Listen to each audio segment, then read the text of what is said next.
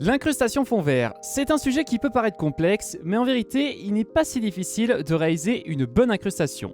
Nous allons voir les différents types de fonds verts qui existent, comment gérer vos éclairages, mais aussi les réglages de votre caméra, et puis je vais vous partager quelques astuces que même les grands streamers n'utilisent pas et qui pourtant peuvent vous permettre d'avoir un rendu parfait sur votre incrustation.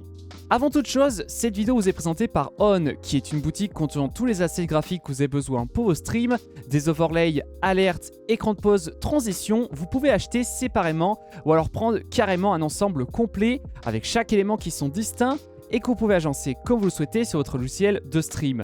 Ils ont même des scènes dédiées à l'incrustation fond vert afin que le rendu et la présentation avec votre habillage soient absolument parfaites. Alors si jamais vous êtes intéressé, vous avez le lien qui se trouve dans la description dont celui-ci soutient la chaîne et je vous invite d'ailleurs à me rejoindre sur ma chaîne Twitch où vous pourrez me retrouver en live tous les week-ends. Pour ce tutoriel, je suis en collaboration avec Neewer car le fond vert qui se trouve derrière moi m'a été fourni par la marque et en vérité ils m'ont passé bien plus qu'un simple fond vert. En effet, c'est un ensemble complet avec un fond blanc mais aussi un fond noir qui peuvent m'être utiles pour mes miniatures. J'ai même un sac de transport avec tous les pieds pour une excellente installation, mais personnellement, j'ai préféré opter pour une installation permanente avec une barre de rideau de chez Ikea.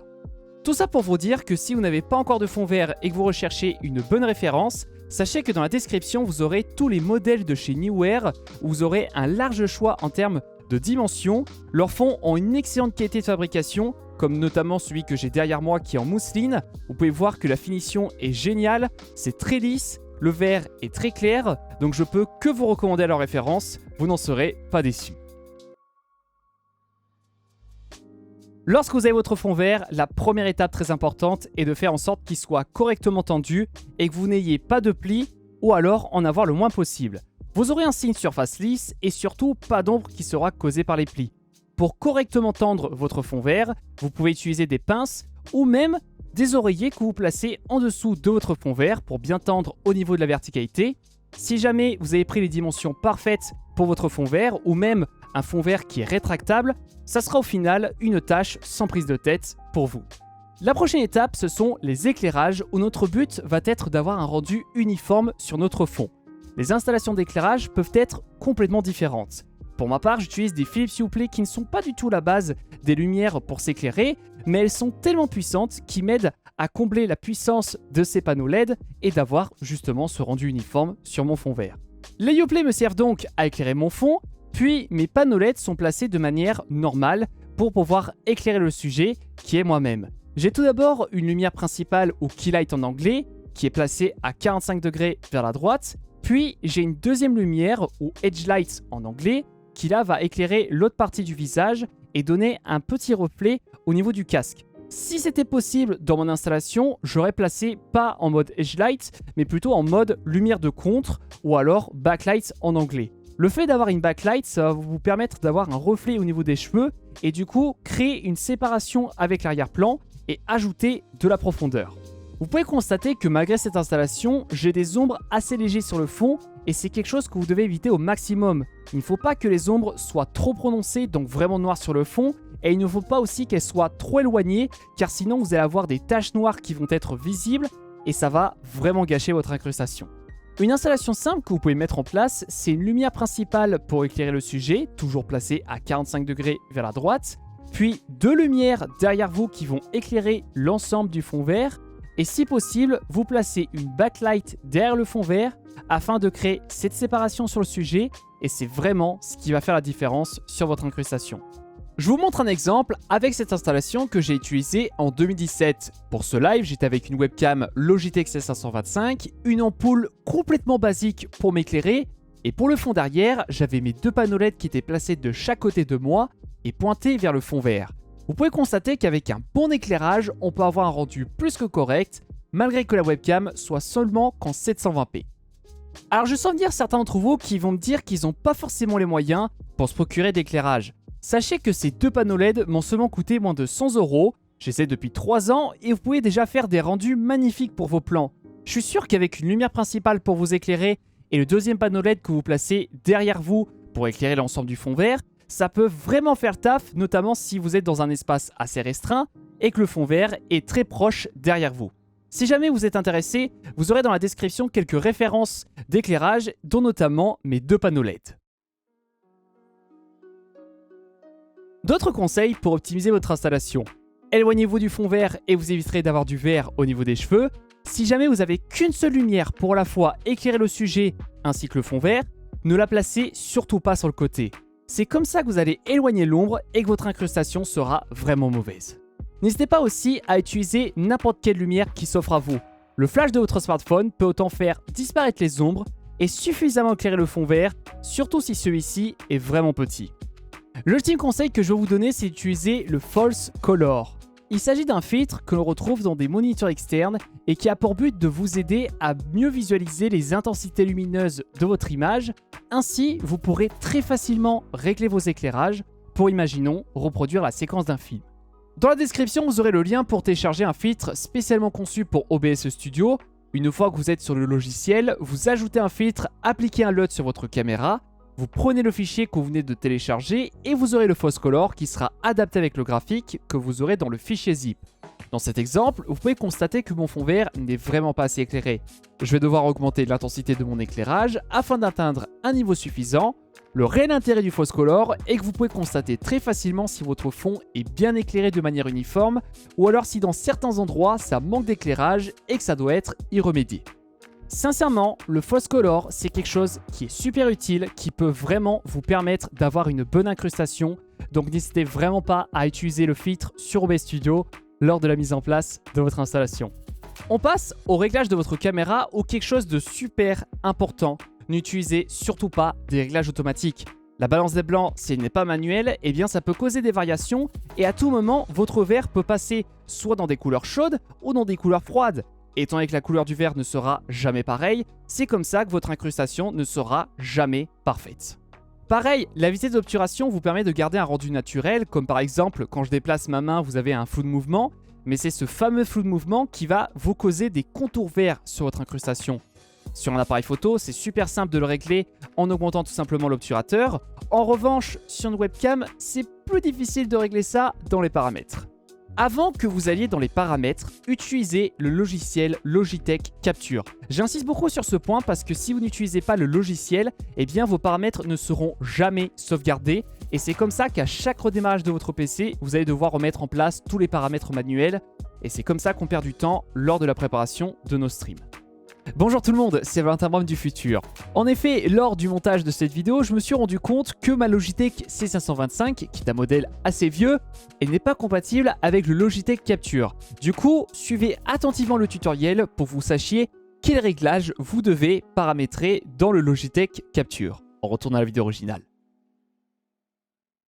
On évite d'avoir une exposition trop élevée car c'est comme ça que vous allez perdre en fluidité et avoir beaucoup de flou de mouvement. D'ailleurs, si vous laissez l'exposition en automatique, c'est comme ça que l'intensité lumineuse peut complètement varier. Et si votre fond devient surexposé, l'incrustation sera ratée. Pareil, si votre fond devient trop sombre, il y aura des taches noires sur l'arrière-plan et ça sera vraiment pas beau. On n'oublie pas de régler la balance des blancs comme je vous l'ai dit plus tôt. Et le dernier paramètre sera le grain de l'image qui peut vous aider à avoir un rendu moins neigeux et donc plus net. Ça peut améliorer les bordures de l'incrustation afin qu'elles deviennent plus douces. Mettez-vous en tête que plus la qualité de votre caméra est élevée, plus vous aurez de facilité à réaliser votre incrustation. Une webcam qui dispose d'un tout petit capteur va demander énormément de lumière pour que le rendu reste fluide et agréable à voir, contrairement à un appareil photo où là on est sur des plus gros capteurs et ça rentre plus facilement la lumière et surtout une quantité plus conséquente. On arrive enfin dans les réglages sur OBS Studio, mais si vous avez suivi tous mes conseils depuis le début de la vidéo, normalement, lorsque vous ajoutez le filtre incrustation par chrominance, votre incrustation devrait être quasi parfaite. Peut-être que vous aurez besoin d'augmenter un petit peu la similitude car vous manquez d'éclairage, ou alors ajuster la finesse pour que les contours soient moins bruts et plus douces. Je vous recommande fortement de prendre la couleur exacte du vert car ça permet au filtre qu'il soit plus précis et que l'incrustation soit plus réussie. Si votre fond vert n'est pas assez large, vous pouvez effectuer un rognage classique sur OBS, mais vous allez constater que ça crée une coupure nette et en vérité il existe un moyen très simple d'avoir un réglage progressif. Dans le sens que si votre bras micro part dans le sens opposé du bord de l'image, il pourrait disparaître de manière progressive et non avec une coupure brute comme vous avez l'habitude de voir sur Twitch. Pour ce faire, nous allons réaliser un masque sur Photoshop ou sur Affinity Designer comme actuellement. Prenez une capture d'écran de votre webcam, puis vous allez réaliser un rectangle de couleur blanc où vous allez ajouter ensuite un flow gaussien pour avoir des bordures progressives.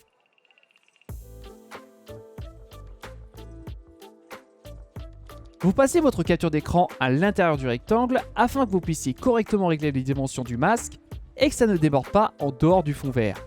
Pour plus de facilité, ajoutez un arrière-plan de couleur noire et vous pourrez facilement visualiser si le rectangle est trop large ou non. Une fois que vous avez réglé les dimensions mais aussi l'intensité du flou qui va déterminer l'épaisseur du contour progressif, vous enlevez la capture d'écran et l'arrière-plan afin d'avoir uniquement le rectangle blanc. Vous enregistrez le projet en format PNG avec de la transparence et il ne vous reste plus qu'à ajouter un filtre masque sur votre caméra et lorsque vous allez sélectionner le fichier que vous venez d'enregistrer et passer le type du masque en canal alpha, vous aurez ainsi un contour progressif sur votre incrustation et plus d'inquiétude à avoir sur le positionnement de votre webcam. Si vous n'avez pas pu utiliser une backlight dans votre installation, je vais tout de même vous partager une autre solution pour que vous puissiez vous détacher de l'arrière-plan et créer de la profondeur. Ajoutez deux scènes pour votre caméra, une que vous nommez webcam et une autre que vous nommez webcam ombre portée. Vous allez comprendre pourquoi un peu plus tard. Mettez votre caméra dans la scène ombre portée, puis vous ajoutez un filtre incrustation couleur à la scène et vous allez réduire complètement le contraste, la luminosité et le gamma afin que nous ayons la base de l'ombre portée. Dans l'autre scène webcam, vous ajoutez à nouveau votre caméra ainsi qu'une source scène où nous allons récupérer la scène qui correspond à l'ombre portée afin que nous l'ayons derrière la webcam. Vous pouvez constater que nous avons un rendu très brut de l'ombre et pour améliorer cela, nous allons utiliser le plugin StreamFX que vous aurez dans la description et que vous téléchargez le fichier exe pour une installation plus facile. Ce plugin va nous permettre d'ajouter du flou à notre scène et avoir une ombre plus diffuse. Je vous recommande de mettre le type de flou en gaussien et après, libre à vous de régler son intensité selon vos préférences. Toujours dans les filtres de la scène ombre portée, vous pouvez ajouter une correction de couleur afin que vous puissiez baisser l'opacité de l'ombre et qu'elle soit plus transparente et surtout plus discrète. Il ne vous reste plus qu'à ajouter sur vos différentes scènes non pas votre webcam, mais la scène webcam afin que vous ayez votre caméra avec l'ombre portée et que vous puissiez placer l'ensemble où vous souhaitez sur vos scènes. On arrive déjà à la dernière astuce si jamais vous souhaitez désactiver l'incrustation fond vert de manière très rapide et sans devoir aller dans les réglages. Créez à nouveau deux scènes, une que vous nommez webcam sans fond vert et une autre que vous nommez webcam avec fond vert. Vous ajoutez alors votre caméra dans les deux scènes et vous vérifiez que la source, donc la caméra, contient aucun filtre. Lorsque c'est bon, vous ajoutez l'incrustation dans la scène webcam, donc dans les filtres de la scène webcam avec fond vert. Vous remettez en place vos différents réglages pour l'incrustation et il ne vous reste plus qu'à choisir sur vos différentes scènes si vous souhaitez utiliser la scène webcam avec fond vert ou webcam sans fond vert. On n'utilise plus la source de base de la caméra, mais directement les scènes que nous venons de mettre en place pour choisir si on souhaite l'incrustation ou le rendu brut de notre caméra.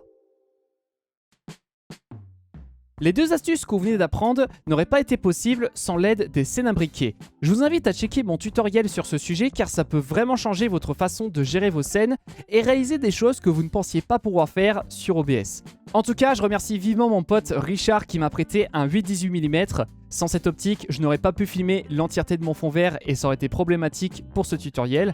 En espérant que celui-ci vous aurait été très utile, un like, un abonnement, ça m'aiderait beaucoup au développement de ma chaîne. D'ici là, c'était Valentin Bram et je vous retrouve une prochaine fois.